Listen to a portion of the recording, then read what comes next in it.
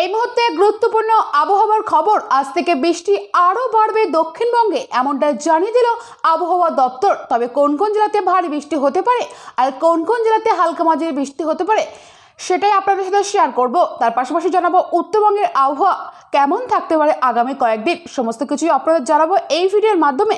বিস্তারিত জানতে ভিডিওটি স্কিপ না করে শেষ পর্যন্ত দেখুন। ভিডিওটি ভালো লাগলে অবশ্যই একটা লাইক করবেন এবং পরবর্তী ওয়েদার আপডেট পেতে চ্যানেলটিকে সাবস্ক্রাইব করুন এবং কোথা থেকে দেখছেন এবং আপনার এলাকায় আবহাওয়া এই মুহূর্তে ঠিক কেমন রয়েছে সেটাও কমেন্ট করতে ভুলবেন না, কারণ আপনাদের একটা কমেন্ট আমাদের অনেক অনুপ্রেরণা জাগায়। তো প্রথমেই জানাবো দক্ষিণবঙ্গের ক্ষেত্রে কি আপডেট রয়েছে। আলিপুর আবহাওয়া দপ্তরের পূর্বাভাস অনুযায়ী দক্ষিণবঙ্গের বিস্তীর্ণ এলাকায় আজ থেকে ভারী বৃষ্টির সম্ভাবনা রয়েছে।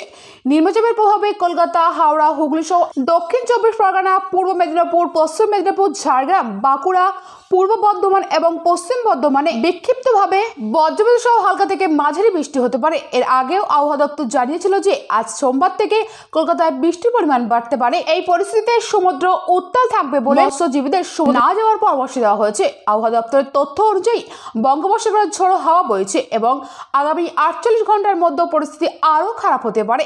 ঘন্টায় 40 থেকে 60 কিলোমিটার বেগে ঝোড়ো হাওয়া বইতে পারে। আজ সোমবার থেকে আগামী 7 দিন দক্ষিণবঙ্গের স্বাভাবিক বা স্বাভাবিকের থেকে একটু বেশি বৃষ্টি হতে পারে, এমনটাই জানাচ্ছেন আবহাওয়া দপ্তর সূত্র থেকে। তাহলে বন্ধুরা বুঝতেই পেলেন দক্ষিণবঙ্গের ক্ষেত্রে কেমন আবহাওয়ার পরিস্থিতি থাকছে। এবার আপনারা জানাবো উত্তরবঙ্গের ক্ষেত্রে কি আপডেট রয়েছে।